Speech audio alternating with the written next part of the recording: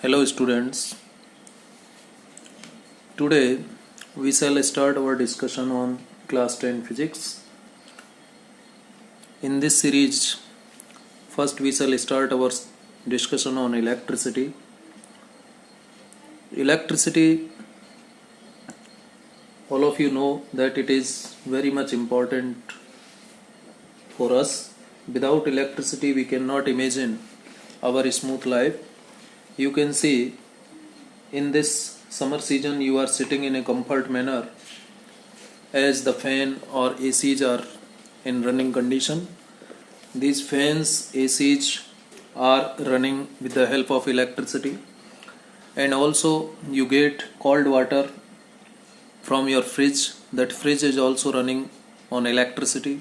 Your laptop, your mobile, your television, mixer grinder, everything you see, everything in our daily life is touched by electricity. It means there is no part of our life, there is no corner which is untouched by electricity. Electricity's role is everywhere in our life. Without electricity we cannot imagine our smooth life.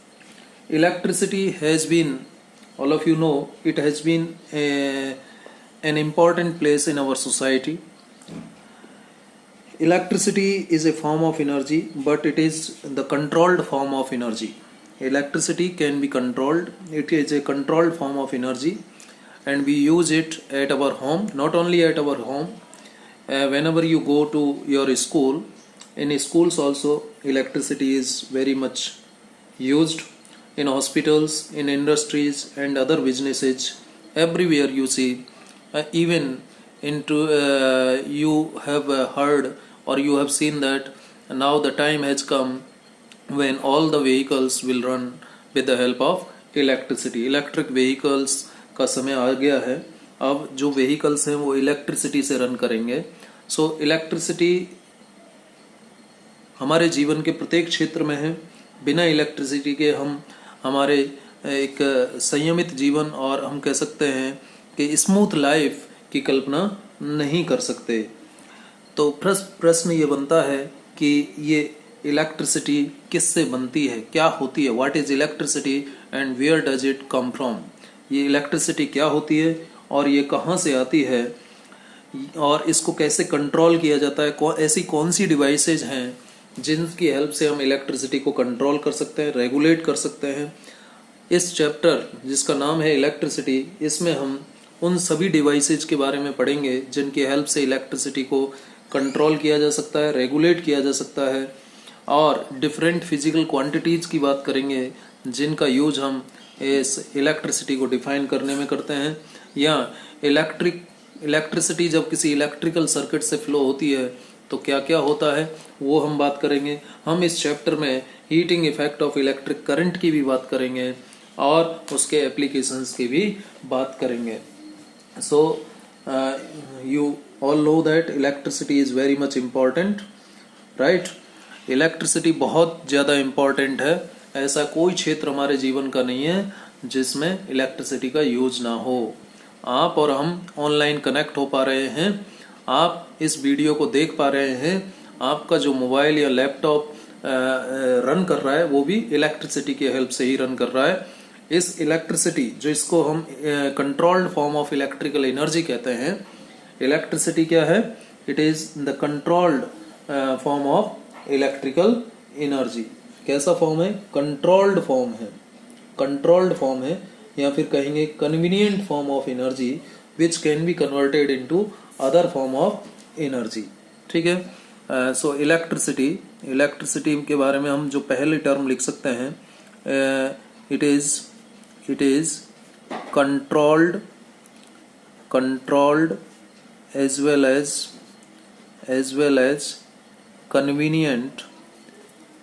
as convenient form of energy.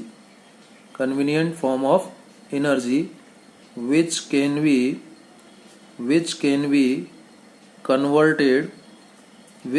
converted into other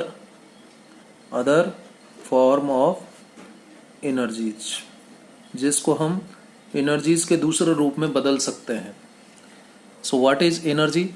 energy, it is the controlled form, as not only controlled, it is convenient. It is controlled as well as convenient form of energy which can be converted into another form of energies, जिसको हम energy की दूसरी form में बदल सकते हैं। ठीक है, जैसे इलेक्ट्रिकल एनर्जी को फैन किस में बदल रहा है? मैकेनिकल एनर्जी में बदल रहा है। फैन की हेल्प से जो फैन होता है, इलेक्ट्रिक फैन, इस इलेक्ट्रिक फैन में इलेक्ट्रिकल एनर्जी किस में बदलती है? इलेक्ट्रिकल एनर्जी बदलती है into mechanical energy. Mechanical energy में कन्वर्ट होती है। मैकेनिकल एनर्जी में कन्वर्ट होती है किस में? इलेक्ट्रिक फैन में। यदि हम बात करें इलेक्ट्रिक आयरन की, कपड़ों पर जो प्रेस हम करते हैं, उसमें क्या होता है? This electrical energy is being converted into, किस में कन्वर्ट हो रही है? इलेक्ट्रिक आयरन में। Electrical energy is being converted into heat energy. किस में कन्वर्ट हो रही है? हीट एनर्जी की फॉर्म में कन्वर्ट हो रही है। ठीक है, तो इलेक्ट्रिकल एनर्जी को मैकेनिकल एनर्जी में हम बदल रहे हैं फैन की हेल्प से। इलेक्ट्रिकल एनर्जी को हम हीट एनर्जी में बदल रहे हैं इलेक्ट्रिक आयरन की हेल्प से।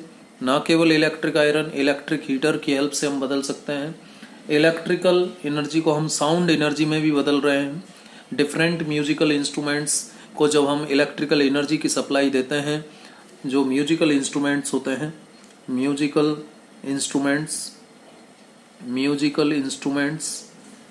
इंस्ट्रूमेंट्स में हम उस इंस्ट्रूमेंट को इलेक्ट्रिकल एनर्जी प्रोवाइड करते हैं, और जब उसे इलेक्ट्रिकल एनर्जी प्रोवाइड होती है तो ये साउंड एनर्जी में बदल जाती है। किसको? म्यूजिकल इंस्ट्रूमेंट को जब हम इलेक्ट्रिकल एनर्जी प्रोवाइड करते हैं तो हमें साउंड एनर्जी मिलता है। तो इस तरीके से इलेक्ट्रिकल एनर्जी को अलग अलग रूप में बदला जा सकता है। इसमें बहुत सारे तरीके हैं, अभी मैंने कुछ एग्जाम्पल्स आपके सामने रखे। अब देखिए, सबसे पहले जब इलेक्ट्रिसिटी इतना इम्पॉर्टेंट है, इलेक्ट्रिसिटी जीवन के हमारे प्रत्येक क्षेत्र में महत्वपूर्ण है। Without electricity we can not imagine our smooth life. Even हम एक सिंगल डे की तो बात दूर है, इस गर्मी के मौसम में हम 10 मिनट या 5 मिनट भी विदाउट इलेक्ट्रिसिटी रह नहीं सकते। ठीक है, तो जब इलेक्ट्रिसिटी इतना इम्पॉर्टेंट है, जिसकी हेल्प से डिफरेंट डिवाइसेस रन कर रही हैं, तो इस इलेक्ट्रिसिटी के बारे में जानना अब जरूरी हो गया। वैसे मैंने आपको अभी बताया, electricity is the controlled as well as convenient form of energy. Controlled इसलिए बोला कि इसको किसी भी फॉर्म में बदला जा सकता है। कन्वीनियंट इसलिए बोला क्योंकि इसको कंट्रोल्ड तरीके से किसी भी दूसरी फॉर्म ऑफ एनर्जी में सुविधा, जैसी हमारी कन्वीनियंस है, जैसी हमारी इच्छा है, जिस फॉर्म में हम बदलना चाहते हैं उस फॉर्म में इसको बदला जा सकता है। So electricity is a controlled as well as convenient form of energy which can be converted into another form of energies। अब एनर्जी की ये जो इलेक्ट्रिसिटी है बेटा, इलेक्ट्रिसिटी की जो डिस्कवरी है, सबसे पहले एक अमेरिका के वैज्ञानिक थे जिन्होंने 1752 में एक एक्सपेरिमेंट परफॉर्म किया था।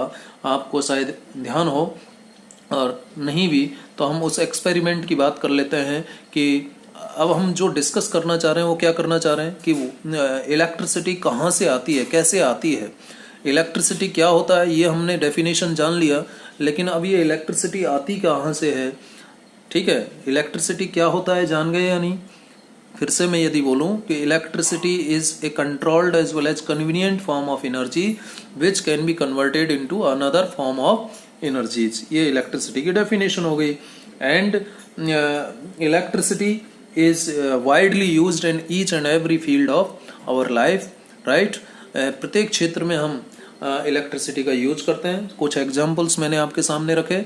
इलेक्ट्रिक फैन की वजह से हम इलेक्ट्रिकल एनर्जी को मैकेनिकल एनर्जी में, इलेक्ट्रिक आयरन की वजह से इलेक्ट्रिकल एनर्जी को हम हीट एनर्जी में, और म्यूजिकल इंस्ट्रूमेंट्स को जब हम इलेक्ट्रिकल एनर्जी सप्लाई देते हैं तो वो साउंड एनर्जी में कन्वर्ट होता है।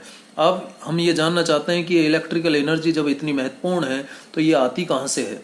देखिए, इलेक्ट्रिकल एनर्जी प्रोड्यूस करने के लिए हम आपने सुना होगा हाइड्रो पावर स्टेशंस हैं, न्यूक्लियर पावर स्टेशंस हैं, थर्मल पावर स्टेशंस हैं। अभी तो सोलर पैनल्स का ज़्यादा टाइम चल रहा है। देखिए हाइड्रो पावर स्टेशंस आप जानते हैं, सब जानते हैं कि हाइड्रो पावर स्टेशंस में हम पानी को इकट्ठा करते हैं एक बड़ा बांध बना करके, डैम बना करके, और फिर उस पानी को टरबाइन पर गिराया जाता है। उस टरबाइन से एक इलेक्ट्रिकल जनरेटर जुड़ा रहता है, और जब वो टरबाइन घूमता है तो इलेक्ट्रिकल जनरेटर का जो आर्मेचर है वो in presence of magnetic field घूमता है, और जब इलेक्ट्रिकल जनरेटर का आर्मेचर या कॉइल घूमता है तो उससे फ्लक्स में चेंज आता है, और उस वजह से जो हमने मैकेनिकल एनर्जी उसको प्रोवाइड की थी, किसको, जनरेटर को, किससे प्रोवाइड की थी, जो पानी हमने ऊंचाई पर इकट्ठा किया था। जब कोई पर्टिकुलर हाइट पर ऑब्जेक्ट होता है तो उसके पास पोटेंशियल एनर्जी होती है, हमने 9th क्लास में पढ़ा था। तो यहाँ पर जो पानी के पास पोटेंशियल एनर्जी है जो बांध में इकट्ठा है, उसके पास कौन सी पोटेंशियल एनर्जी है, ग्रेविटेशनल पोटेंशियल एनर्जी। जब वो gravitational potential energy mechanical energy में बदलती है, जब वो टरबाइन पर गिरती है तो उस टरबाइन घूमने लगता है, और उस मैकेनिकल एनर्जी का यूज करके टरबाइन की हेल्प से जो आर्मेचर है किसका, जनरेटर का, वो घूमने लगता है, और फाइनली वो मैकेनिकल एनर्जी इलेक्ट्रिकल एनर्जी में कन्वर्ट हो जाती है। इस तरीके से हम हाइड्रो पावर स्टेशन पर इलेक्ट्रिकल एनर्जी जनरेट करते हैं using mechanical energy. Mechanical energy को इलेक्ट्रिकल एनर्जी में हम बदलते हैं, कहाँ, हाइड्रो पावर स्टेशंस पर। अब यहाँ तो हमने सिंपली पानी गिराया था। न्यूक्लियर पावर स्टेशंस की बात करें तो वहाँ हम पानी को गर्म करते हैं, पानी को गर्म करके पानी से स्टीम बनाया जाता है न्यूक्लियर पावर स्टेशंस पर, और उस स्टीम की हेल्प से टरबाइन को घुमाया जाता है। अगेन टरबाइन से जुड़ा हुआ रहता है आर्मेचर ऑफ जनरेटर, और वो जब armature in presence of magnetic field घूमता है तो इलेक्ट्रिक फ्लक्स में बदलाव आता है, और उस वजह से इलेक्ट्रिकल एनर्जी प्रोड्यूस होती है। तो न्यूक्लियर पावर स्टेशन पर हम पानी को गर्म करते हैं न्यूक्लियर फ्यूल की हेल्प से। और एक होता है थर्मल पावर स्टेशन, जहाँ पर हम पानी को गर्म करने के लिए जो कोल है उसका यूज करते हैं, कोयले का यूज कर सकते हैं, या फिर जो पराली होती है उसको जला करके पानी को गर्म किया जाता है, और उससे पानी की स्टीम बनाई जाती है। फिर उस स्टीम को टरबाइन पर गिरा करके टरबाइन घूमता है और जनरेटर घूमता है, और फाइनली इलेक्ट्रिकल एनर्जी मिलती है किसकी हेल्प से, थर्मल पावर स्टेशंस की हेल्प से। ठीक है। अब ये जो न्यूक्लियर पावर स्टेशंस हैं, थर्मल पावर स्टेशंस हैं, हाइड्रो पावर स्टेशंस हैं, ये जो है हमारे नेचुरल रिसोर्सेज का यूज कर रहे हैं जो कि लिमिटेड है। अब इसलिए हमें ऐसे सोर्स की तरफ देखना पड़ गया, क्योंकि population is increasing, demands are increasing, तो हमें ऐसे सोर्स की तरफ देखना पड़ा जो कि हमें अनलिमिटेड एनर्जी देता रहे, जो अनलिमिटेड अमाउंट में अवेलेबल रहे। तो ऐसा कौन है, सोलर एनर्जी, सनलाइट हमारे पास अनलिमिटेड अवेलेबल है, और उस सोलर एनर्जी का यूज करके हम इलेक्ट्रिकल एनर्जी प्राप्त करते हैं using solar cells. Solar panels का यूज करके, सोलर सेल्स का यूज करके हम सन से आने वाली लाइट यानी सोलर एनर्जी को इलेक्ट्रिकल एनर्जी में बदलते हैं। तो इस तरीके से अलग अलग तरीकों से हम इलेक्ट्रिसिटी प्रोड्यूस कर रहे हैं। तो इलेक्ट्रिसिटी की डिस्कवरी के लिए इन द ईयर ऑफ 1752 1752 में एक अमेरिका के वैज्ञानिक थे बेंजामिन फ्रैंकलिन, अमेरिकन साइंटिस्ट थे बेंजामिन फ्रैंकलिन। उन्होंने अपना एक काइट एक्सपेरिमेंट परफॉर्म किया था अपने बेटे विलियम फ्रैंकलिन के साथ। बेंजामिन फ्रैंकलिन नाम से एक वैज्ञानिक थे जो कि अमेरिकन साइंटिस्ट थे, अमेरिका के रहने वाले थे। इन्होंने अपने बेटे विलियम फ्रैंकलिन, इनके बेटे का नाम था विलियम फ्रैंकलिन, उनके साथ मिलकर के क्या परफॉर्म किया, काइट एक्सपेरिमेंट परफॉर्म किया। और उस काइट एक्सपेरिमेंट क्यों इनके द्वारा परफॉर्म किया गया, 1752 में परफॉर्म किया गया। काइट एक्सपेरिमेंट परफॉर्म करने के पीछे उनका क्या उद्देश्य था, उनका जो ऑब्जेक्ट था कि जो लाइटनिंग होती है, लाइटनिंग एंड इलेक्ट्रिसिटी में क्या कनेक्शन है, लाइटनिंग एंड इलेक्ट्रिसिटी में क्या कनेक्शन है, ये वो जानना चाहते थे। लाइटनिंग एंड इलेक्ट्रिसिटी के बीच जो रिलेशन है, कनेक्शन है, इसके बारे में वो जानना चाहते थे। यानी अल्टीमेटली वो बाद में इलेक्ट्रिसिटी की डिस्कवरी करने वाले बन गए। ठीक है। इनिशियली जो उनका उद्देश्य था वो क्या था कि लाइटनिंग और इलेक्ट्रिसिटी के बीच रिलेशन जानना चाहते थे। ऐसा क्यों आया उनके दिमाग में? क्योंकि वो देख रहे थे अपने चारों तरफ कि जब बारिश होती है, तूफान आता है, बादलों में बिजली चमकती है, लाइटनिंग होती है, बादल गड़गड़ाते हैं, जब बादल एक दूसरे से कॉलिजन करते हैं तो जो लाइटनिंग फिनोमिना होता है उसकी वजह से धरती पर, अर्थ पर बहुत ज़्यादा नुकसान हो रहा था। बिल्डिंग्स जल रही थी, पेड़ जल रहे थे, लोगों की मौतें हो रही थी। ठीक है, क्योंकि जब ये लाइट किसी व्यक्ति पर, किसी जगह पर गिरती है, किसी पेड़ पर गिरती है तो उस जगह को बर्न कर देती है। तो वो देखना चाहते थे कि जब बेंजामिन फ्रैंकलिन ने ये चारों तरफ देख रहे थे तो उनको बड़ा दुख हुआ कि ये क्या हो रहा है, इस लाइटनिंग की वजह से इतना जनहानि हो रही है, इतना मतलब कह सकते हैं कि इतना डेंजरस खेल चल रहा है लाइटनिंग का कि बिल्डिंग की बिल्डिंग्स जलती चली जा रही हैं, पेड़ चलते चले जा रहे हैं, व्यक्तियों के ऊपर गिरती है तो व्यक्ति जल रहे हैं, तो व्यक्ति को डेथ प्राप्त हो रही है। तो इसके पीछे वो कारण जानना चाहते थे। जब इससे वो दुखी हो गए ऐसा देख करके, चारों तरफ जब इतनी भयानक त्रासदी हो रही थी, तो इसके पीछे कारण को वो जानना चाहते थे। तो उन्होंने, आप जानते हैं साइंटिस्ट क्रेजी होते हैं, लेकिन क्रेजी होने के साथ साथ साइंटिस्ट जब भी कोई एक्सपेरिमेंट करते हैं तो वो सावधानियां जरूर बरतते हैं। इस बात का उन्होंने ध्यान रखा। तो सावधानी बरतते हुए उन्होंने इस लाइटनिंग और इलेक्ट्रिसिटी के बीच के कनेक्शन को जानने के लिए सोचना शुरू किया और फाइनली उन्होंने अपना एक काइट एक्सपेरिमेंट परफॉर्म करने का सोचा। तो बेंजामिन फ्रैंकलिन ने अपने बेटे विलियम फ्रैंकलिन के साथ ये काइट एक्सपेरिमेंट परफॉर्म किया गया। अब ये काइट एक्सपेरिमेंट में था क्या उन्होंने एक काइट बनाई थी। एक क्या बनाई थी? काइट बनाई थी। काइट किसकी थी? कागज की काइट नहीं थी, सिल्क के कपड़े की काइट थी। ये किसका? हैंड करचीफ लिया, रुमाल लिया। किसका था ये? सिल्क का। सिल्क क्लॉथ कह सकते हैं, या हैंड करचीफ। ठीक है, सिल्क का कपड़ा लिया, सिल्क का रुमाल लिया और उस पर ऐसे क्रॉस्ड पोजीशन में दो लकड़ी इस तरीके से क्रॉस्ड पोजीशन में लगा दी पतंग बनाने के लिए। ठीक है, और ये जो टॉप है, इस टॉप पर उन्होंने एक आयरन स्ट्रिप लगा दिया। यहाँ पर क्या लगा दिया उन्होंने? एक आयरन स्ट्रिप लगा दिया, आयरन स्ट्रिप। ठीक है, आयरन स्ट्रिप उन्होंने यहाँ पर लगाया। आयरन स्ट्रिप लगाने के बाद में उन्होंने क्या किया? एक कनेक्शन तो लिया यहाँ से, एक कनेक्शन यहाँ से लिया, सिल्क थ्रेड की हेल्प से लिया ये कनेक्शन, और दूसरा यहाँ से लिया और इस रोप को आगे ले गए और यहाँ पर बीच में जहाँ से उन्होंने पकड़ा हुआ था उसके पास में एक चाबी यहाँ पर मेटल की लटका दी। ये क्या है? की है, मेटल की है, मेटल की। ठीक है, और ये क्या है? ये रॉप है। ठीक है, रॉप। और ये रॉप जब ये परफॉर्म कर रहे थे एक्सपेरिमेंट तो बारिश का समय था, क्योंकि उनको लाइटनिंग का इलेक्ट्रिसिटी के साथ कनेक्शन जानना था। तो इसलिए उन्होंने क्या किया? इस कनेक्शन को जानने के लिए बारिश का मौसम चुना। बारिश के मौसम में, खास करके वो मौसम जब लाइटनिंग हो रही थी, उस समय उन्होंने ये पतंग उड़ाई। पतंग किसकी थी? सिल्क के कपड़े की थी। ऊपर यहाँ पर उन्होंने आयरन स्ट्रिप लगा दिया। ये लकड़ी की दो क्रॉस्ड पोजीशन में दो लकड़ियाँ लगाई, स्ट्रिप लगाई, और यहाँ से सिल्क के थ्रेड की हेल्प से, जिसको वेट रॉप कहा गया, गीली रस्सी कहा गया। क्यों गीली हो गई? ये बारिश की वजह से गीली हो गई, पतंग भी गीली हो गई। और यहाँ पर उन्होंने एक मेटल की को लटका दिया, बांध दिया, और यहाँ से फिर अपने घर में से उन्होंने क्या किया? घर में से या किसी और मकान से बाहर चले गए थे, वो घोड़े पर गए थे अपने बेटे के साथ पतंग उड़ाने के लिए बाहर।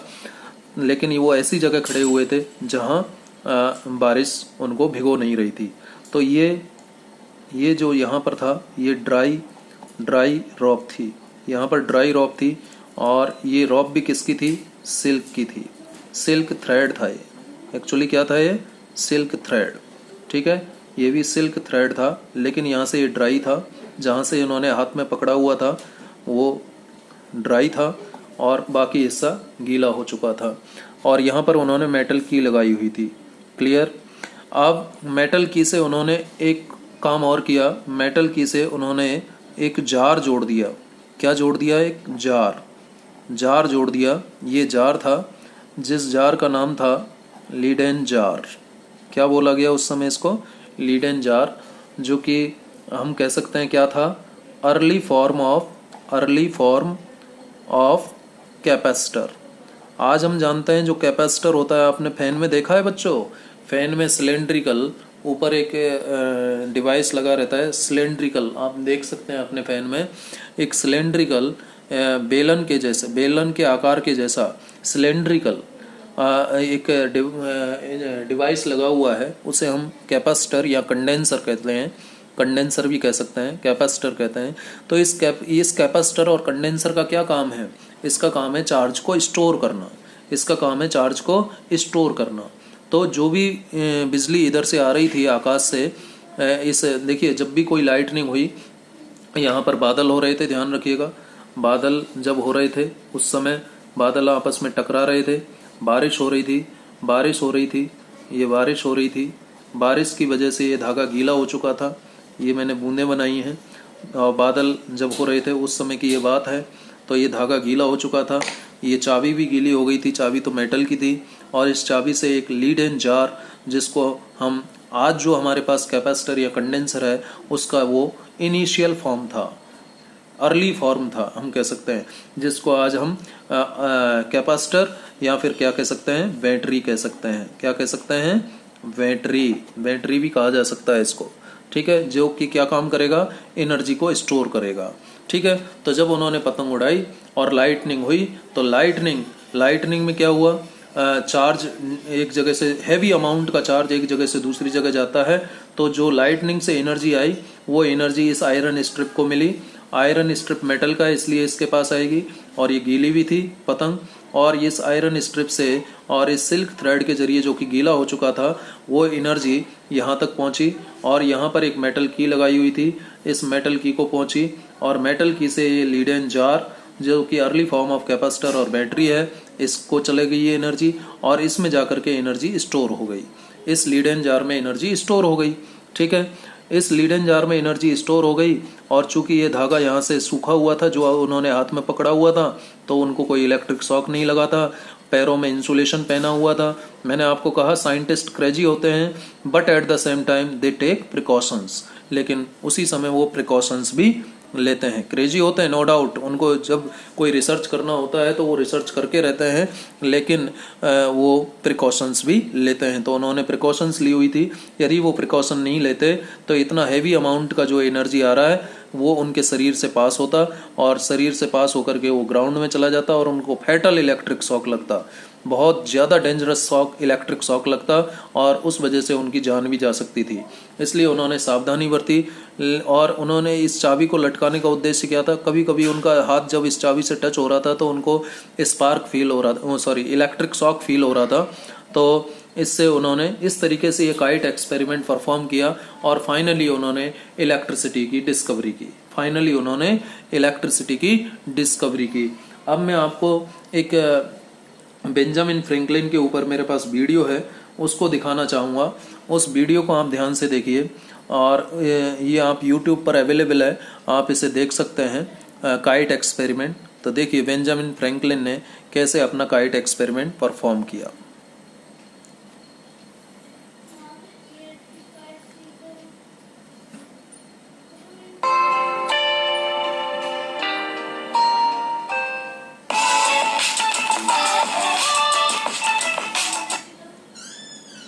वैसे तो बिजली का आविष्कार बेंजामिन फ्रैंकलिन ने किया है।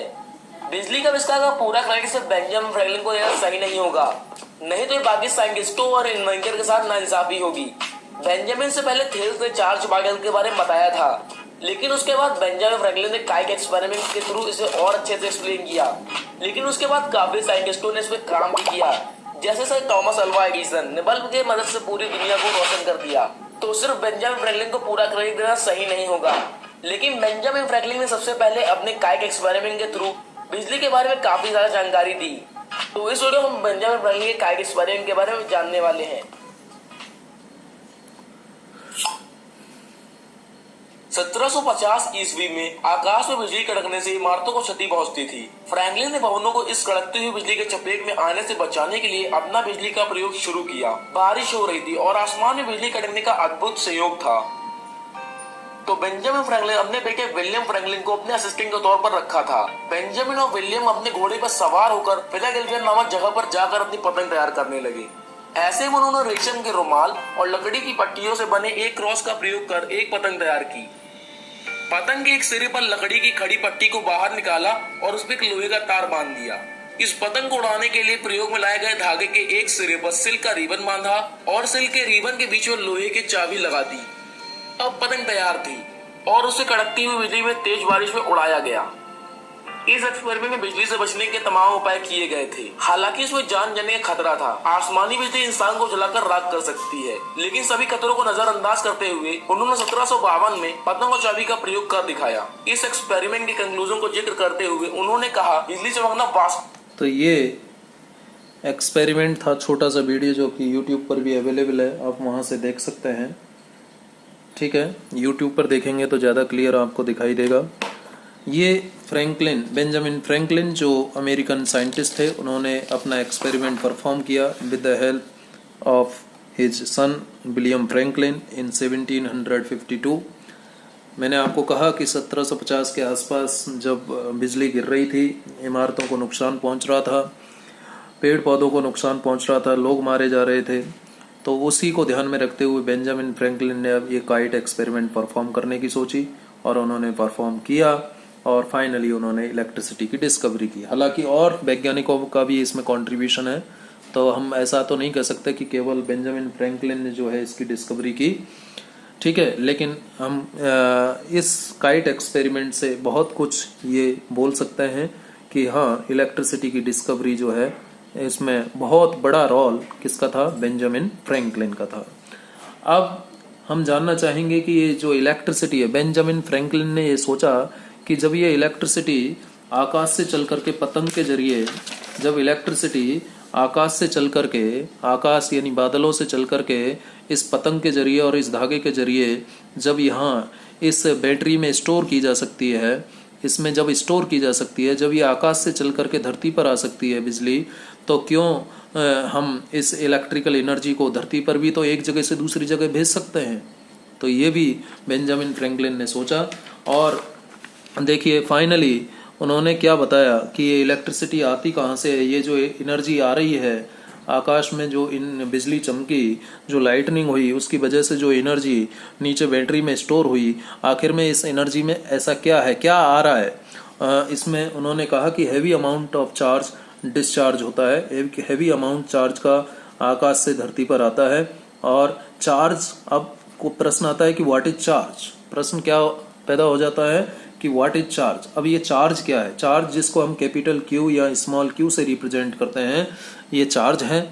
और चार्ज देखिए मैं आपको बताऊं, चार्ज की डेफिनेशन हम बाद में देंगे, उससे पहले समझते हैं। डेफिनेशन को समझने के लिए हमें कुछ और देखना पड़ेगा। दो पोजीशन होती हैं, rest and motion, rest and motion. ठीक है, रेस्ट मतलब जो टाइम के रेस्पेक्ट में जिसका पोजीशन नहीं बदल रहा है, और मोशन मतलब जिसका टाइम के रेस्पेक्ट में पोजीशन कंटिन्यूअस बदल रहा है, वो मोशन कहलाता है। 9th क्लास में आपने पढ़ा। मैं यहाँ पर बात कर रहा हूँ चार्ज इज एट रेस्ट। यदि चार्ज रेस्ट में है तो इसका मतलब वो एक ही जगह रखा हुआ है, और चार्ज मोशन में है तो वो अलग अलग जगह मूव कर रहा है। तो जब चार्ज रेस्ट में है तो उस समय तो फ्रैक्शनल इलेक्ट्रिसिटी, जिस ब्रांच में हम रेस्ट पोजीशन के चार्जेज की बात करते हैं, फिजिक्स का वह ब्रांच जिसमें हम रेस्ट चार्जेज की बात करते हैं, उसे हम फ्रिक्शनल इलेक्ट्रिसिटी कहते हैं। क्या कहते हैं? Frictional electricity. डिटेल में हम 12th क्लास में इसके ऊपर बात करेंगे। ये फ्रिक्शनल इलेक्ट्रिसिटी का हो या इलेक्ट्रोस्टैटिक्स का हो। इलेक्ट्रोस्टैटिक्स, स्टैटिक्स का मतलब कांस्टेंट यानी रेस्ट में है, और इलेक्ट्रो मतलब चार्ज, चार्ज रेस्ट में होता है। तो फिजिक्स का वह ब्रांच जिसमें चार्ज रेस्ट में है उसे फ्रिक्शनल इलेक्ट्रिसिटी या इलेक्ट्रोस्टैटिक्स कहते हैं, और फिजिक्स का वह ब्रांच जिसमें हम चार्ज मोशन में स्टडी करते हैं उसे करंट इलेक्ट्रिसिटी कहते हैं। क्या कहते हैं? Current electricity. फिजिक्स का वह ब्रांच जिसमें चार्जेज किस में होते हैं? मोशन में होते हैं, उसे हम करंट इलेक्ट्रिसिटी कहते हैं।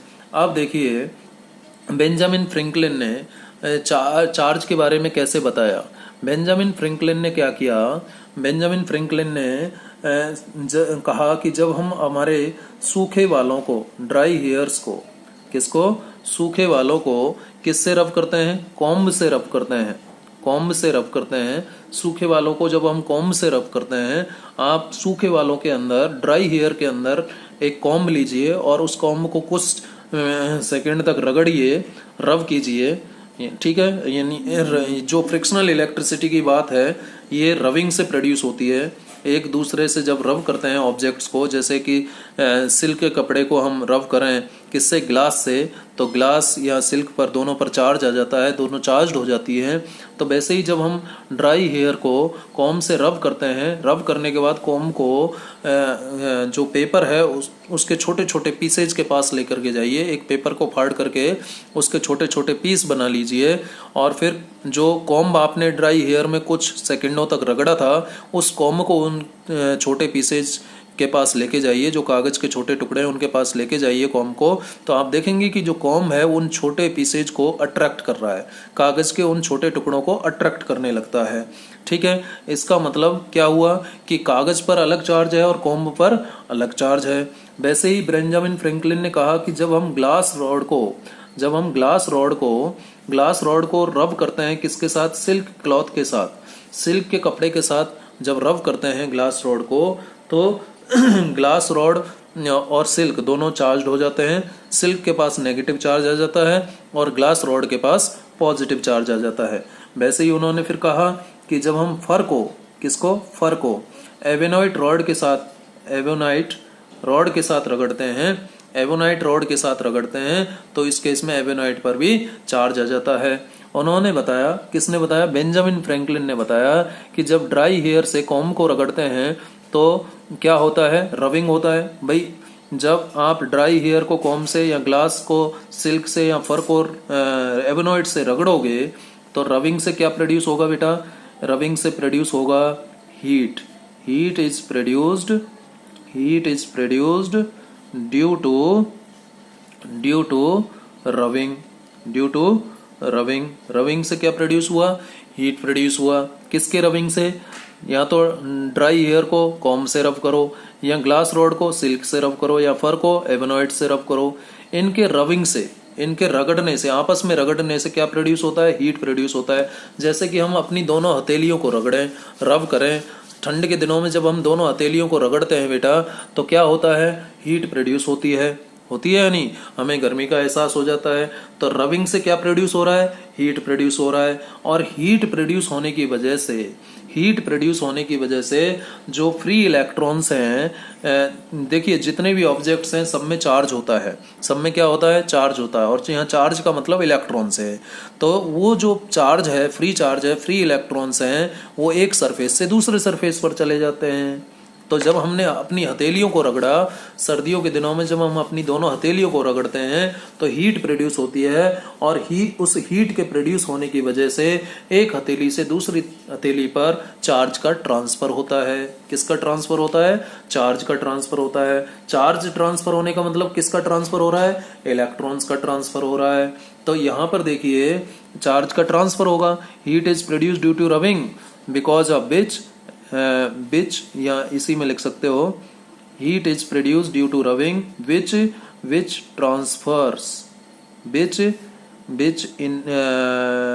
Transverse electrons from one surface to other surface. ठीक है, उसके कारण क्या होगा? इलेक्ट्रॉन्स ट्रांसफर होंगे एक सरफेस से दूसरे सरफेस पर। अब इसमें देखिए, जब हम ड्राई हेयर को कॉम्ब से रगड़ते हैं तो इलेक्ट्रॉन ड्राई हेयर से जाएंगे और कहाँ जाएंगे? कॉम्ब पर जाएंगे। जब ग्लास को सिल्क से रगड़ते हैं तो ग्लास से इलेक्ट्रॉन चलेंगे, सिल्क पर जाएंगे। जब फर को एवोनाइट से रगड़ते हैं तो फर से इलेक्ट्रॉन चलेंगे, एवोनाइट पर जाएंगे। यानी ये जो ड्राई हेयर है, ग्लास रॉड है, फर, ये तीनों, ड्राई हेयर, ग्लास रॉड और फर, इन तीनों से तो इलेक्ट्रॉन क्या हो रहा है? लूज हो रहा है। ये तीनों क्या कर रहे हैं? इलेक्ट्रॉन्स को लूज कर रहे हैं, लूजिंग इलेक्ट्रॉन्स। ये इलेक्ट्रॉन्स को लूज कर रहे हैं, ठीक है। और इन तीनों के पास, जिसमें कॉम्ब है, सिल्क है, एबेनोइट है, ये तो तीनों, इन तीनों के पास तो इलेक्ट्रॉन आ रहे हैं, तो ये तीनों क्या कर रहे हैं, गेन कर रहे हैं, गेनिंग ऑफ इलेक्ट्रॉन। गेनिंग मतलब प्राप्त करना, किसको, इलेक्ट्रॉन्स को। तो देखिए कॉम्ब, सिल्क, एबेनोइड तो इलेक्ट्रॉन्स को गेन कर रहे हैं, और ड्राई हेयर, ग्लास रॉड और फर इलेक्ट्रॉन्स को लूज कर रहे हैं। तो जो सरफेस इलेक्ट्रॉन को लूज करती है, जहां से इलेक्ट्रॉन हटता है, वो सरफेस तो हो जाती है पॉजिटिवली चार्ज्ड। कैसी चार्ज्ड हो जाती है, पॉजिटिवली चार्ज्ड, ठीक है। और जिस सरफेस पर इलेक्ट्रॉन आता है वो हो जाती है नेगेटिवली चार्ज्ड। वो कैसी हो जाएगी, नेगेटिवली चार्ज्ड। समझ में आ गया। जिस सरफेस से इलेक्ट्रॉन निकलता है वो सरफेस तो आ जाएगी, वो सरफेस तो हो जाएगी पॉजिटिवली चार्ज्ड, और जिस सरफेस पर इलेक्ट्रॉन आता है वो सरफेस हो जाएगी नेगेटिवली चार्ज्ड, ठीक है। इस तरीके से देखिए सरफेस पर क्या डेवलप हो गया, चार्ज डेवलप हो गया, चार्ज डेवलप हो गया, ठीक है। किसकी वजह से डेवलप हुआ, रबिंग की वजह से, जिसके कारण हीट प्रोड्यूस हुआ। और इस हीट की वजह से जो लूजली बाउंड इलेक्ट्रॉन है, जो भाई एक जो मेटल होता है ना बेटा, उसमें कुछ इलेक्ट्रॉन्स लूजली बाउंड भी होते हैं, तो वो लूजली बाउंड इलेक्ट्रॉन जब उनको हीट मिलेगी, एनर्जी मिलेगी, तो वो एक सरफेस से दूसरे सरफेस पर चले जाएंगे। जिस सरफेस को इलेक्ट्रॉन छोड़ते हैं वो पॉजिटिवली चार्ज्ड हो जाएगी, और जिस सरफेस पर इलेक्ट्रॉन आते हैं उसे हम नेगेटिवली चार्ज्ड सरफेस कहेंगे। जो पॉजिटिवली चार्ज सरफेस है वो एक तरह से वहाँ पर डेफिशिएंसी ऑफ इलेक्ट्रॉन होगा, यानी इलेक्ट्रॉन्स की कमी हो जाएगी इन सरफेस पर। डेफिशिएंसी ऑफ इलेक्ट्रॉन का मतलब इलेक्ट्रॉन्स की कमी कहाँ पर, पॉजिटिवली चार्ज सरफेस पर। और जो सरफेस नेगेटिवली चार्ज्ड है वहाँ पर इलेक्ट्रॉन्स क्या हो जाएंगे, एक्सेस में हो जाएंगे, एक्सेस ऑफ इलेक्ट्रॉन्स यहाँ पर हो जाएगा, इलेक्ट्रॉन्स ज़्यादा मात्रा में हो जाएंगे। तो यहाँ तो डेफिशिएंसी आई पॉजिटिवली चार्ज सरफेस पर, किसकी, इलेक्ट्रॉन्स की, और नेगेटिवली चार्ज सरफेस पर इलेक्ट्रॉन्स एक्सेस में हो गए। तो ये एक बात हुई जो बेंजामिन फ्रैंकलिन ने बताई कि रबिंग से चार्ज का ट्रांसफर होता है। क्यों ट्रांसफर होता है चार्ज का, क्योंकि हीट प्रोड्यूस होती है, और वो हीट लूजली बाउंड इलेक्ट्रॉन्स को ट्रांसफर कर देती है एक सरफेस से दूसरे सरफेस पर, ठीक है। उन्होंने ये भी बताया कि एक एग्जाम्पल लिया कि मान लीजिए ये एक ग्लास रॉड है, ये एक ग्लास रॉड है, ठीक है। इसके पास पॉजिटिव, मान लीजिए ग्लास रॉड है, और ग्लास रॉड को मैंने सिल्क से रगड़ा। किससे रगड़ा, सिल्क से, सिल्क से रगड़ा। ये है आपकी ग्लास रॉड, ठीक है। तो जब ग्लास रॉड को सिल्क से रगड़ते हैं, रब करते हैं, तो मान लीजिए ग्लास रॉड से इलेक्ट्रॉन चला गया यहाँ पर, ग्लास रॉड से इलेक्ट्रॉन चला गया यहाँ पर। कितने इलेक्ट्रॉन गए, मान लेता हूं कि एक इलेक्ट्रॉन गया, तो ग्लास रॉड के पास कितना चार्ज आएगा और सिल्क के पास कितना आएगा। सिल्क के पास तो इलेक्ट्रॉन आ रहा है और ग्लास रॉड से इलेक्ट्रॉन जा रहा है, तो जिससे इलेक्ट्रॉन जा रहा है उस पर तो पॉजिटिव चार्ज आएगा, ठीक है। और जिस पर इलेक्ट्रॉन आ रहा है उस पर नेगेटिव चार्ज आएगा। तो यहाँ पर कितने इलेक्ट्रॉन आ रहे हैं, एक इलेक्ट्रॉन आ रहा है, तो कितना चार्ज हो गया, -1 ही। और यहाँ से कितना इलेक्ट्रॉन जा रहा है, एक इलेक्ट्रॉन जा रहा है, तो कितना चार्ज हो गया, +1 ही। तो ग्लास रॉड के पास जो चार्ज आया +1 ही आया, और जो सिल्क के पास चार्ज आया वो कितना आया, -1 ही आया। क्यों आया ये, जब हमने ग्लास रॉड को क्या किया, जब हमने ग्लास रॉड को सिल्क से रब किया था, जब हमने ग्लास रॉड को सिल्क से रब किया, रबिंग से इलेक्ट्रॉन्स का ट्रांसफर हुआ, रबिंग से इलेक्ट्रॉन्स का ट्रांसफर हुआ। ग्लास रॉड से ही इलेक्ट्रॉन सिल्क पर क्यों गया, सिल्क से क्यों नहीं चला गया, क्योंकि ग्लास रॉड में जो इलेक्ट्रॉन्स हैं वो कैसे होते हैं, लूजली बाउंड होते हैं, लूजली बाउंड इलेक्ट्रॉन होते हैं, किसमें, ग्लास में, ठीक है। और सिल्क में टाइटली बाउंड होते हैं, सिल्क में जो इलेक्ट्रॉन्स हैं वो टाइटली बाउंड होते हैं। इसलिए इलेक्ट्रॉन पहले वहां से हटेंगे ना जहां पर ये लूजली बाउंड हैं, ठीक है। तो लूजली बाउंड कहाँ है इलेक्ट्रॉन्स, लूजली बाउंड कहाँ है, ग्लास सरफेस पर, और टाइटली बाउंड कहाँ है, सिल्क सरफेस पर। तो इलेक्ट्रॉन कहाँ से अपना जगह छोड़ेंगे, ग्लास रॉड से जगह छोड़ेंगे, कहाँ चले जाएंगे, सिल्क पर चले जाएंगे। एक इलेक्ट्रॉन गया तो ग्लास पर कितना चार्ज रह जाएगा, +1 ही, और सिल्क पर कितना आ जाएगा, -1 ही, ठीक है। समझ में आ गया। रबिंग से समझ में आ गया ना, रबिंग से क्या प्रोड्यूस हुआ था, हीट प्रोड्यूस हुआ था, और इस हीट की वजह से लूजली बाउंड इलेक्ट्रॉन ग्लास से कहाँ चले गए, सिल्क पर चले गए। ग्लास से ही क्यों गए, क्योंकि ग्लास में लूजली बाउंड होते हैं और सिल्क में टाइटली बाउंड होते हैं। तो जो कमजोर होगा वहीं से तो छूटेंगे पहले इलेक्ट्रॉन, जो ताकतवर होगा उससे थोड़ी ना छूटेंगे। चलिए, ये तो एक इलेक्ट्रॉन गया तो ये केस हुआ। मान लेता हूँ ग्लास रॉड और सिल्क को रगड़ने से, ये ग्लास रॉड और ये सिल्क, ठीक है। ग्लास रॉड और सिल्क को मैंने रब किया, रगड़ा, तो मान लेता हूँ कि ग्लास रॉड से सिल्क पर कितने इलेक्ट्रॉन जा रहे हैं, 2 इलेक्ट्रॉन। तो ग्लास रॉड के पास कितना चार्ज होगा, +2e, और सिल्क के पास कितना आ जाएगा, yes very much correct, -2e। कितना आ जाएगा, -2e। ग्लास रॉड से सिल्क रॉड पर कितने इलेक्ट्रॉन का ट्रांसफर हुआ, 2e का। तो ग्लास रॉड के पास कितना चार्ज होगा, +2e, और सिल्क रॉड के पास कितना होगा, -2e। वैसे ही यदि ग्लास रॉड से सिल्क पर, मान लेता हूँ ग्लास रॉड से सिल्क पर 3 इलेक्ट्रॉन्स का ट्रांसफर हो रहा है। ग्लास रॉड, ये मेरी ग्लास रॉड, ठीक है, और ये सिल्क का कपड़ा है। जब ग्लास और सिल्क के कपड़े को, ये सिल्क का कपड़ा है, इस ग्लास रॉड को जब सिल्क के कपड़े से रगड़ा, और रगड़ने से यदि ग्लास रॉड से सिल्क पर कितने इलेक्ट्रॉन चले गए, 3 इलेक्ट्रॉन चले गए।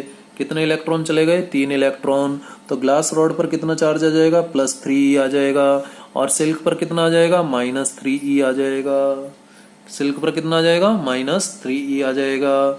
वैसे ही यदि मैं कहूँ कि ग्लास रॉड के पास, ग्लास रॉड और सिल्क के रगड़ने से, ग्लास रॉड और सिल्क के कपड़े को रगड़ने से मान लेता हूँ कि ग्लास रॉड से सिल्क पर कितने इलेक्ट्रॉन गए, Ne इलेक्ट्रॉन ट्रांसफर हो गए। तो ग्लास रॉड के पास कितना चार्ज आएगा, +Ne, ठीक है, +Ne चार्ज आएगा। और सिल्क के पास नेगेटिव चार्ज है, इलेक्ट्रॉन आ रहे हैं इसलिए नेगेटिवली चार्ज होगा। तो कितना चार्ज होगा इसके पास, -Ne। कितने इलेक्ट्रॉन्स आ रहे हैं, n आ रहे हैं, तो Ne -Ne चार्ज हो गया। सिल्क का चार्ज कितना हो गया, -Ne। ग्लास का कितना हो गया, +Ne। तो हम क्या लिख सकते हैं फिर, वी मे राइट दैट, तो यहां से इस कंक्लूजन से हम क्या लिख सकते हैं, so we can say that, क्या कह सकते हैं, वी कैन से दैट, क्या कहा जा सकता है बेटा, electrons are transfer from that electrons. देखिए, इन तीनों में एक खास बात और दिखाई दे रही है, जो मैंने आपको ये डायग्राम्स बताए। कितना इलेक्ट्रॉन जा रहा है बेटा, यहाँ 1 इलेक्ट्रॉन, यहाँ कितना जा रहा है, 2 इलेक्ट्रॉन, यहाँ कितना जा रहा था, 3 इलेक्ट्रॉन, यहाँ कितने जा रहे हैं, n इलेक्ट्रॉन। आपने ऐसा तो नहीं देखा ना कि 1/2 जा रहा हो, 1/2, 3/4, 2/3, ऐसा तो नहीं जा रहा है। यानी फ्रैक्शनल वैल्यू नहीं जा रहा है चार्ज का फ्रैक्शनल वैल्यू ट्रांसफर नहीं हो रहा है। कैसा वैल्यू ट्रांसफर हो रहा है, ओनली इंट्रीगल वैल्यू चार्ज का ट्रांसफर हो रहा है, ठीक है। तो हम क्या लिख सकते हैं, so we can say that only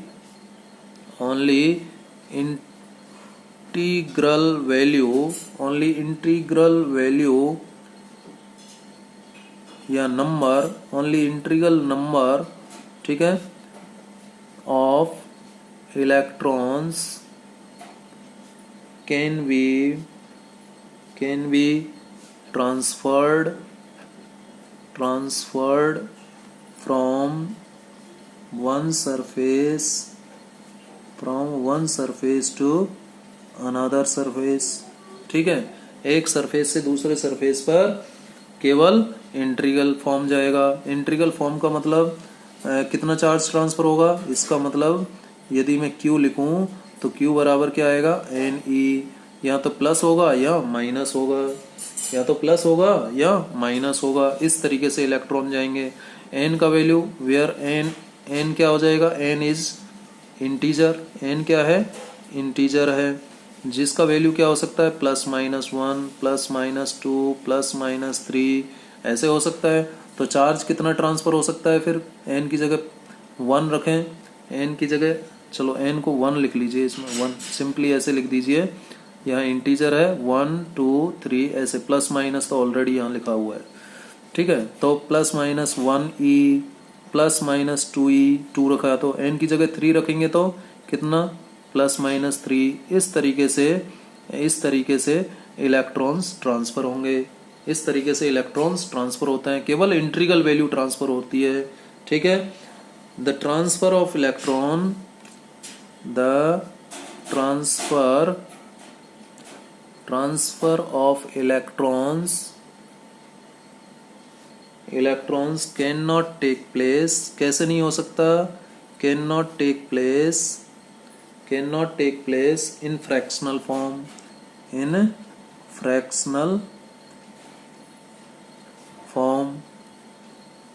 fractional form में ट्रांसफर नहीं हो सकता। जैसे 1/2e, ठीक है, ये नहीं जा सकता। 3/4e ये नहीं जा सकता। 1/4e ये नहीं जा सकता। 2/3e ये इस तरीके की वैल्यूज ट्रांसफर नहीं हो सकती। ये ध्यान रखिएगा, transfer of electron can not take place in fractional form, fractional form में चार्ज का ट्रांसफर नहीं हो सकता। अब ये जो बार बार यहाँ पर E का यूज हो रहा है बेटा, ये E क्या है, ठीक है, E पॉइंट नोट करके लिखिए। E is known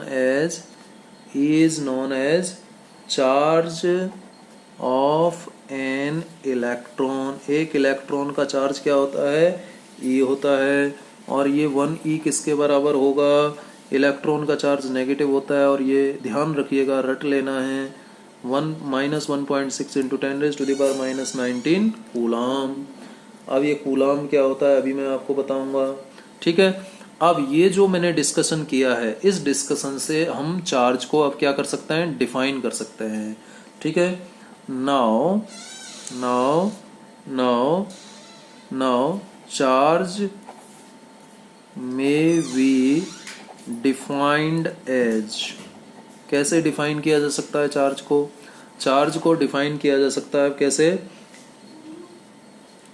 देखिए ध्यान रखना इस डेफिनेशन को। Charge is a property, charge क्या है, प्रॉपर्टी है। Charge is a property which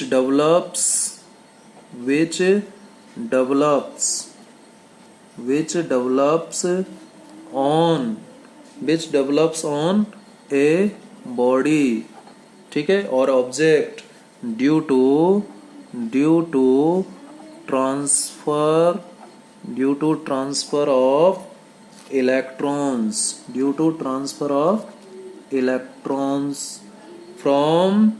from one surface to another surface, एक सरफेस से दूसरे सरफेस पर जब चार्ज इलेक्ट्रॉन्स का ट्रांसफर होता है तो जो चार्ज डेवलप होता है, ठीक है, जो जिस प्रॉपर्टी के कारण चार्ज डेवलप होता है उसे चार्ज कहते हैं। चार्ज इज ए प्रॉपर्टी, ये एक प्रॉपर्टी है, ध्यान रखना। चार्ज क्या है, is a property, charge is a property which develops, जो कहाँ डेवलप होती है, विच डेवलप्स ऑन ए बॉडी, एक बॉडी पर डेवलप होती है, ड्यू टू किसके कारण, ट्रांसफर ऑफ इलेक्ट्रॉन के कारण। कहाँ से कहाँ, from one surface to another surface, कौन सी सरफेस से कौन सी सरफेस पर जाएगा इलेक्ट्रॉन, उस सरफेस से इलेक्ट्रॉन जाएगा जहां पर ये लूजली बाउंड है, और उस सरफेस पर जाएगा जहां पर ये टाइटली बाउंड है। जिस सरफेस से इलेक्ट्रॉन जाता है उस सरफेस पर आ जाता है क्या, पॉजिटिव चार्ज। कौन सा चार्ज डेवलप हो जाता है, पॉजिटिव चार्ज। और जिस सरफेस पर इलेक्ट्रॉन आता है उस पर डेवलप हो जाता है क्या, नेगेटिव चार्ज। उस पर क्या डेवलप हो जाता है, नेगेटिव चार्ज डेवलप हो जाता है। तो अभी मैंने आपको बताया, जैसे इस डायग्राम में देखिए, ग्लास रॉड को सिल्क से रब किया, रबिंग के कारण हीट प्रोड्यूस हुई, हीट प्रोड्यूस होने के कारण उस हीट की वजह से जो ग्लास रॉड में लूजली बाउंड इलेक्ट्रॉन्स हैं वो चले गए कहाँ पर, सिल्क पर, क्योंकि सिल्क के इलेक्ट्रॉन तो टाइटली बाउंड हैं और ग्लास रॉड के इलेक्ट्रॉन लूजली बाउंड होते हैं। तो ट्रांसफर ऑफ इलेक्ट्रॉन कहाँ से कहाँ होगा, ग्लास रॉड से सिल्क पर। तो जब इलेक्ट्रॉन का ट्रांसफर हुआ ग्लास से सिल्क पर, तो ग्लास पर इतना चार्ज डेवलप हो गया और सिल्क पर इतना चार्ज डेवलप हो गया। तो charge is a property which develops on a body due to transfer of electrons from one surface to another surface. ठीक है, तो ये डेफिनेशन हो गया। Charge is a property which develops on a surface और बॉडी और object due to transfer of electron from one surface to another surface. ठीक है, ये चार्ज का डेफिनेशन हो गया, समझ में आ गया। चार्ज को जो डिफाइन किया था, जो साइंटिस्ट थे जिन्होंने डिफाइन किया था चार्ज को, उनका नाम क्या था बेटा? Charles Augustin de coulomb. ये वैज्ञानिक थे जिन्होंने इस चार्ज को डिफाइन किया था। सिंबल क्या हमने बताया, शुरू में ही बता दिया। चार्ज को किससे रिप्रेजेंट किया जाता है? कैपिटल क्यू या स्मॉल क्यू से। शुरू में ही बता दिया था ना मैंने, देखिए ये शुरू टॉपिक के शुरू में ही बता दिया था। चार्ज को किससे रिप्रेजेंट किया जाता है? कैपिटल क्यू या स्मॉल क्यू से रिप्रेजेंट किया जाता है। तो जब भी आपसे एग्जाम में पूछे कि व्हाट इज चार्ज, तो आपको यहाँ से लिखना है। ऊपर वाला तो मैंने आपको समझाया है, ठीक है। तो यहाँ से लिखना है charge is a property which develops on a body due to transfer of electron from one surface to another surface, and the concept of charge was given by scientist Charles Augustin de Coulomb. इसलिए इसका जो unit है बेटा, इसका जो charge का जो unit है, चार्ज का यूनिट क्या लिखा जाता है? चार्ज का यूनिट लिखा जाता है यूनिट, कौन सा unit? SI unit. SI unit of charge क्या होता है? चार्ज का यूनिट होता है कूलम, या फिर कैपिटल C लिखिए, ये स्मॉल c है, ठीक है। कूलम वैज्ञानिक के नाम के आधार पर ही, ठीक है, चार्ज का यूनिट रखा गया है। जिन वैज्ञानिक ने इसके बारे में बताया, उन्हीं के सम्मान में इनका यूनिट रख दिया। अब हम क्या बात करेंगे? कुछ प्रॉपर्टीज ऑफ चार्ज की बात करेंगे। किसकी बात करेंगे? प्रॉपर्टीज ऑफ चार्ज की बात करेंगे। लेकिन उससे पहले जो टाइप्स ऑफ चार्ज की भी बात हम कर लेते हैं। बेंजामिन फ्रैंकलिन ने टाइप्स ऑफ चार्ज को दो पार्ट में डिवाइड किया। किसने? बेंजामिन फ्रैंकलिन ने। टाइप्स ऑफ चार्जेज, ठीक है, चार्ज दो टाइप का बताया बेंजामिन फ्रैंकलिन ने, ठीक है। एक को नाम दिया उन्होंने विट्रियस, ठीक है, और एक को नाम दिया क्या? एक को नाम दिया रेसिनस। एक को नाम दिया रेसिनस, एक को नाम दिया विट्रियस, और एक को नाम दिया रेसिनस। विट्रियस जो कि ग्लासी सरफेस है, ग्लासी, ठीक है, और ये रेसिनस सिल्क के कपड़े पर, ठीक है, क्लियर। विट्रियस और रेसिनस। आज की डेट में इस विट्रियस को हम बोलते हैं पॉजिटिव चार्ज। क्या बोलते हैं? पॉजिटिव। और रेसिनस को क्या बोलते हैं बेटा? नेगेटिव। तो चार्ज दो टाइप का होता है। आपको कौन सी टाइप याद रखनी है? Positive and negative. ये दो टाइप का चार्ज होता है। कौन कौन सा टाइप का चार्ज होता है? Positive charge and negative charge. Positive charge and negative charge, ये दो टाइप्स आपको ध्यान रखनी है चार्ज की, ठीक है, क्लियर है। अब देखिए प्रॉपर्टीज ऑफ चार्ज की बात करते हैं। Properties of charge. Properties of charge में नंबर 1, अभी हमने एक सरफेस से दूसरी सरफेस पर चार्ज का ट्रांसफर देखा था, इलेक्ट्रॉन का ट्रांसफर देखा था। तो उसी के आधार पर लिख सकते हैं पहली property, only integral multiple of E can be transferred. कितना चार्ज ट्रांसफर हो सकता है? Integral multiple of E can be transferred from one surface to another, ठीक है। नो फ्रैक्शनल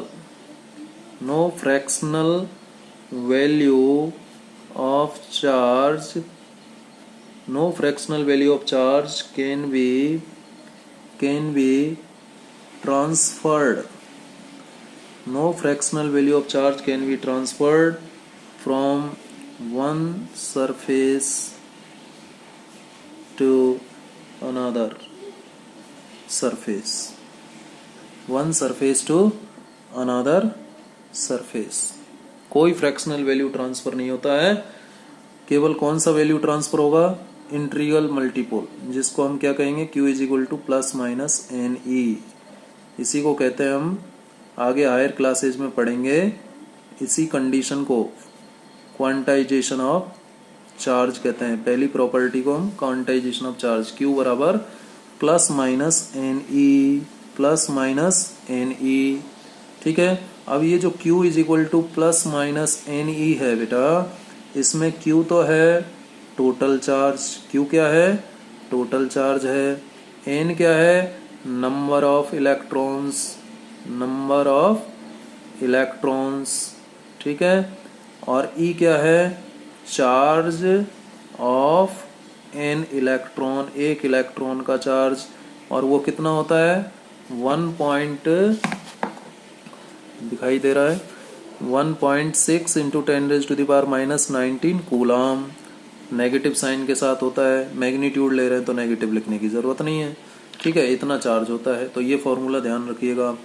चलिए दूसरी प्रॉपर्टी क्या है भाई, लाइक चार्जेज, लाइक का मतलब सेम, चार्जेज जब एक दूसरे के पास आएंगे तो वो एक दूसरे से दूर जाना पसंद करेंगे, यानी like charges repel each other, like charges repel each other, and unlike charges, and unlike का मतलब डिफरेंट, अनलाइक का मतलब अलग अलग, unlike charges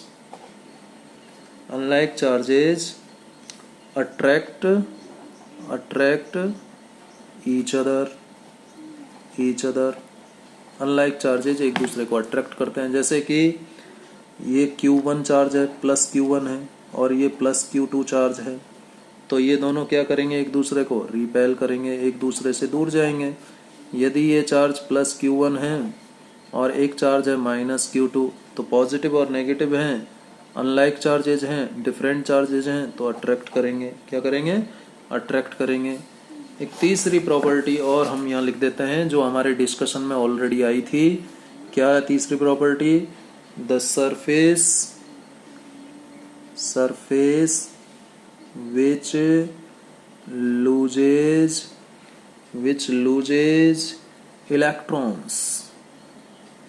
loses electrons gets positively charged। कैसी चार्ज हो जाएगी वो, पॉजिटिवली चार्ज्ड, ठीक है। वेयर एज, जबकि surface which gains electron, gain मतलब प्राप्त करना, गेन्स इलेक्ट्रॉन्स, ठीक है, गेट्स नेगेटिवली चार्ज्ड।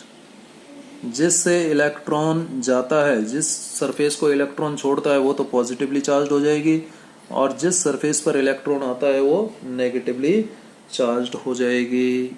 समझ में आ गई बात। और चार्ज कहाँ से कहाँ जाएगा, चार्ज हमेशा उस सरफेस को छोड़ेगा। चार्ज क्यों सरफेस को छोड़ता है, क्योंकि जब हम रब करते हैं तो हीट प्रोड्यूस होती है, और उस हीट प्रोड्यूस होने के कारण लूजली बाउंड सरफेस से इलेक्ट्रॉन छूटेगा और कहाँ जाएगा, टाइटली बाउंड सरफेस पर जाएगा, ठीक है। तो आज के लेक्चर में मैंने आपसे इलेक्ट्रिसिटी का बेसिक कॉन्सेप्ट, बेंजामिन फ्रैंकलिन के द्वारा परफॉर्म किया गया काइट एक्सपेरिमेंट, इसके अलावा चार्ज का सिंबल, चार्ज की यूनिट, चार्ज की डेफिनेशन, चार्ज का ट्रांसफ़र कैसे होता है, ये बात मैंने आज आपसे की है, ठीक है। तो चार्ज का ट्रांसफ़र कैसे होता है और चार्ज की प्रॉपर्टीज़ क्या क्या हैं, ये भी बात आज हमने आपसे की। टाइप ऑफ चार्जेस की बात की, 2 टाइप का होता है, positive charge and negative charge, ठीक है। उम्मीद है आपको समझ में आया होगा। काइट एक्सपेरिमेंट आप गूगल करके देख सकते हैं, यूट्यूब पर देख सकते हैं, वैसे मैंने दिखाया था, और उसको आप और अच्छे से देखना चाहते हैं तो यूट्यूब पर उस काइट एक्सपेरिमेंट को ज़रूर देखिए, ठीक है। और हैप्पीली आप अपनी पढ़ाई को कंटिन्यू रखिए, ठीक है। Thank you very much.